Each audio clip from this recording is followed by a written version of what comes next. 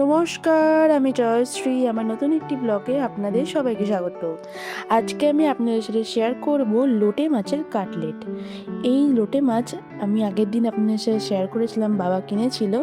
আজকে এর কি রেসিপি রান্না করব সেটাই আপনাদের দেখায়। আপনারা দেখিয়েছেন আগের ভিডিওতে, আমার শর্ট একটা ভিডিও আপলোড করেছিলাম মাছ কেনার। আজকে আপনাদের রেসিপিটা শেয়ার করছি। লোটে মাছ কেটেই নেওয়া হয়েছিল।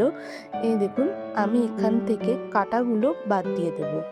এই লোটে মাছের কাটলেটটা করার জন্য এই মাছের যে মাঝখানে একটা কাঁটা থাকে, ওইটাকে কেটে বাদ দিয়ে দিতে হয়।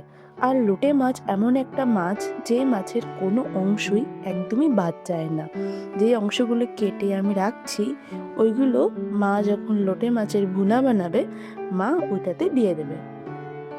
তো এখানে খুব সুন্দরভাবে আমি প্রত্যেকটা জায়গায় কেটে দেখেছি। ফার্স্টে আপনাদের লেজের দিকটা কেটে দেখিয়েছি, তারপর মাথার দিকটা। খুব ইজিভাবে এটা কেটে নেবেন। এই দেখুন, মাছগুলো আমি সব কটা সুন্দর করে কেটে নিয়েছি। একদম যেন জেলির মতো লাগছে, এত সুন্দর লাগে এই মাছগুলোকে দেখতে, আর তেমনই লাগে একে খেতে। এই মাছগুলোকে আমি এবার ম্যারিনেট করে নেবো। ফার্স্টে আমি একটা লেবুর অর্ধেক অংশটা নিয়ে নিয়েছি। নিয়ে মাছটায় খুব ভালো করে মাখিয়ে নেব, যাতে মাছের আষ্টে গন্ধ না থাকে। এই রেসিপিটা করার জন্য কোনো রকম এক্সট্রা মশলা লাগবে না, একদম ঘরোয়া মশলাই লাগে। ফার্স্টে আমি আদা দিলাম, আদা বাটা, তারপর দেব রসুন বাটা, দিয়ে ভালো মতো মাছটাকে মাখিয়ে নেব। যারা লোটে মাছ খান তারা জানেন এই লোটে মাছের টেস্টটা কত সুন্দর। আর এই ভুনা করলে তো এক থালা ভাত এই ভুনাতেই শেষ হয়ে যায়। পরিমাণ মতো লঙ্কা বাটা দিয়ে দিয়েছি, কাঁচা লঙ্কা বাটা। এরপর এক এক করে গুঁড়ো মশলাগুলো সব দিয়ে নেব। এখন দিচ্ছি লবণ। লবণটা আপনারা আপনাদের পরিমাণ মতন দেবেন, যেহেতু সামুদ্রিক মাছ, বেশি লবণ এখানে লাগে না। আমরা ওই 1 টেবিল চামচ মতোই লবণ দিয়েছি, যেহেতু অল্প অল্প করে তুলছিলাম, বা দুবার দিয়েছিলাম। আর দিয়েছি খুবই অল্প পরিমাণ একটু হলুদ গুঁড়ো, একটু সামান্য পরিমাণ চিনি। চিনিটা যদি আপনারা দিতে প্রয়োজন বোধ করেন তাহলে দেবেন, আর না হলে দেওয়ার প্রয়োজন নেই। এখানে আমি জিরে আর ধনে গুঁড়ো পরিমাণ মতো দিয়ে দিলাম। সব মশলা খুব ভালো করে মাখিয়ে এটাকে এরমভাবে 30 মিনিটের জন্য রেস্টে রেখে দেবো। আপনারা চাইলে আরও বেশিক্ষণ রেস্টে রাখতে পারেন। এখানে আমি নিয়ে নিয়েছি টোস্ট বিস্কুট। টোস্ট বিস্কুটগুলোকে আমি একটা পেস্ট করে নেব। এটা একদম এখানে কোনো জল দেবেন না, এটা এরকমভাবেই পেস্ট করবেন মিক্সিতে, তাহলে এটা একদম ব্রেড ক্রাম্বসের কাজ এটা করে দেবে। এছাড়া যদি বাড়িতে ব্রেড ক্রাম্বস বানাতে চান, এই যে পাউরুটির সাইডের যে অংশগুলো থাকে, ওইগুলোকে শুকনো খোলায় ভেজে এরকম মিক্সিতে একবার ঘুরিয়ে নিলেই বাড়িতে ব্রেড ক্রাম্বস রেডি হয়ে যায়। এখানে আমি 2টো ডিম নিয়েছি, 2টো ডিম ফাটিয়ে নেব। আর ব্রেড ক্রাম্বস আমাদের বাড়িতে আগে একটু আমার বানানো ছিল, ওই পাউরুটি দিয়ে করেছিলাম আমি। আর একটু প্রয়োজন ছিল, যার জন্য আমি কয়েকটা টোস্ট বিস্কুটকে ওরকমভাবে মিক্সিতে ঘুরিয়ে নিয়েছি। 2টো ডিম দিয়ে নিয়েছি, আর এর মধ্যে দিয়েছি একটুখানি গোলমরিচের গুঁড়ো আর সামান্য পরিমাণ লবণ দিয়েছিলাম। দিয়ে ভালো মতো মিশিয়ে নিয়েছি। এইটাকে খুব ভালো মতো ফেটিয়ে নিতে হবে, যাতে টেস্টটা খুব সুন্দর আসে। এই দেখুন, এখানে আমার 3টে জিনিসই রেডি হয়ে গেছে। লোটে মাছটাও সুন্দর মাখানো হয়ে গেছে, ডিমটাও রেডি, আর ব্রেড ক্রাম্বসটাও রেডি। এবার কীরকমভাবে করলাম পুরো স্টেপটা আপনাদের দেখাবো। এটা কিন্তু এখন খুব সুন্দরভাবে কোটিংটা করতে হবে। এই কোটিংয়ের ওপরই নির্ভর করবে টেস্টটা। আর লোটে মাছ যে এটা কেউ বুঝতেই পারবে না খেলে। যারা লোটে মাছ পছন্দ করেন না, বা যারা মাছই পছন্দ করেন না খেতে, কিন্তু তারা একবার হলেও এই আইটেমটা ট্রাই করতে পারেন। এই আইটেমটা আপনারা যদি চান লোটে মাছকে স্কিপ করে চিকেন দিয়েও বাড়িতে বানিয়ে নিতে পারেন। এছাড়াও ভেটকি মাছ দিয়ে তো আইটেমটা খুব সুন্দরই হয়। এছাড়াও আপনারা বানাতে পারেন রুই মাছকে এরকমভাবে করে। রুই মাছের একটাই ঝামেলা, ওটার কাঁটাটাকে পুরো বাছতে হবে, তারপর আপনারা এরকমভাবে বানাতে পারবেন। এই দেখুন, কথা বলতে বলতে একটা কোটিং আমি খুব ভালো মতো করে নিয়েছি। দেখুন, খুব চেপে চেপে এই ব্রেড ক্রাম্বসগুলো কিন্তু দিতে হবে, তাহলেই এর স্বাদটা হবে দুর্দান্ত। আর এর যে কড়মড়ে ভাবটা যখন মুখে পড়বে, আর লোটে মাছ তো ভেতরে নরম, দেখবেন মুখে এতেই যেন মিলিয়ে যাবে, এত সুন্দর খেতে লাগে।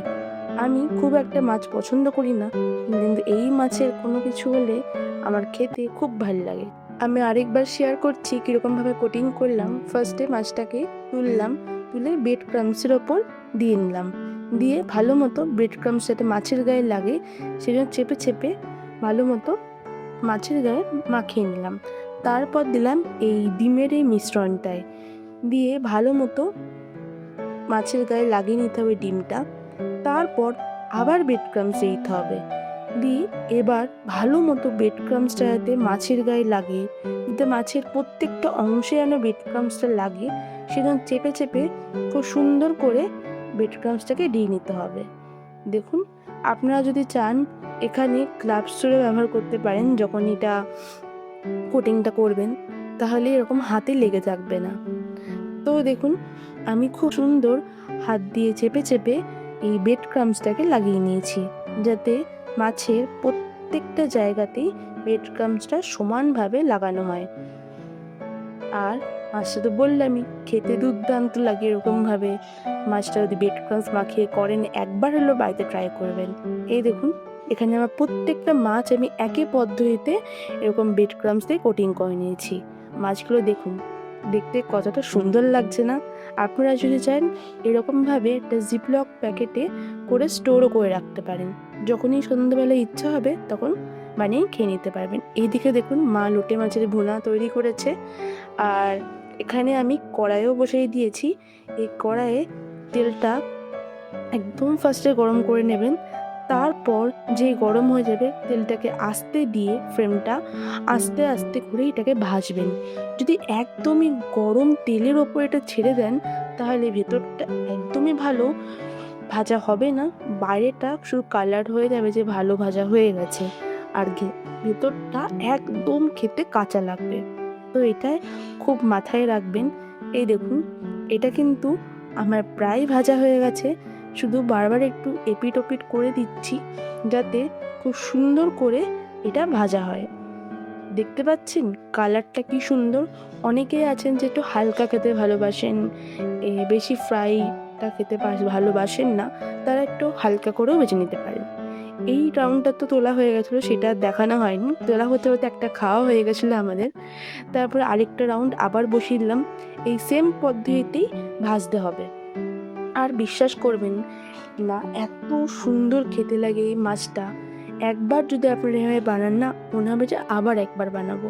আমি তো আবার অপেক্ষা করছি, আবার যখন বাড়িতে লোটে মাছ আসবে আমি আবার এই রেসিপিটা বানিয়ে খাবো। এত ভালো লাগছিল এই রেসিপিটা খেতে। আর সন্ধ্যাবেলায় গরম গরম চায়ের সাথে যদি এরকম লোটে মাছের এই কাটলেটটা পান না, আপনাদেরও সবারই খুব ভালো লাগবে। যারা মাছ খেতে ভালোবাসেন না তাদেরও ভালো লাগবে। আপনারা একবার হলেও এই আইটেমটা বাড়িতে ট্রাই করবেন। দেখছেন কি সুন্দর এটা ভাজা হচ্ছে। একদম কিন্তু ফ্লেমটা আমি লোতে রেখেছি। লোতে রেখে আস্তে আস্তে করে ভেজে নেব। এই যে বুলবুলি মতো যেগুলো উঠে চারিদিকে, এগুলি উঠেছে বিস্কুটের গুঁড়োর জন্য বা ব্রেড ক্রাম্বসের জন্য। এটা কোনো ভয় পাওয়ার কোনো কারণ নেই। এরমভাবেই দোকানেরা ভাজে।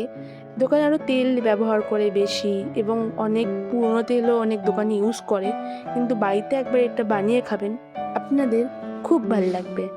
দেখুন, খুব সুন্দরভাবে তেলটা কিন্তু ঝরিয়ে নিতে হবে। আমি পরে টিস্যু পেপার দিয়ে এক্সেস তেলগুলো যেগুলো ছিল ওগুলোকে ভালো মতো সোপ করিয়ে নিয়েছিলাম, যাতে এটা খেতে একদম সুন্দর লাগে। আমি এই রেসিপিটা দেখেছিলাম ফার্স্ট ফেসবুক থেকে দেখে এই রেসিপিটা আমি বাড়িতে ট্রাই করি।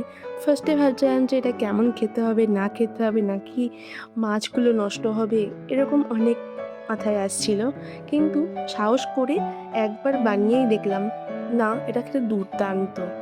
ফার্স্টে আমিও ভয় পাচ্ছিলাম বানাতে, কিন্তু তারপরে যখন ট্রাই করলাম দেখলাম যে না, এই আইটেমটা সত্যিই খেতে খুব সুন্দর। তাই ভাবলাম আপনাদের সাথেও এই রেসিপিটা শেয়ার করি। দেখলেনি কতগুলো ভেজে ফেললাম। তো আমার এই লোটে মাছের কাটলেটটা একদম রেডি হয়ে গেছে। বলবেন দেখতে কেমন লাগছে। আপনারা একবার হলেও বাড়িতে ট্রাই করবেন এবং বলবেন যে কেমন লেগেছে আপনাদের। আজকের ভিডিওটা এখানেই শেষ করছি। ভালো লাগলে অবশ্যই লাইক, কমেন্ট, সাবস্ক্রাইব আর শেয়ার করতে ভুলবেন না। ফেসবুক পেজ থেকে দেখলে পেজটি ফলো করে নেওয়ার অনুরোধ রইল। আবার আসবো নতুন একটি ব্লগ নিয়ে আপনাদের সামনে।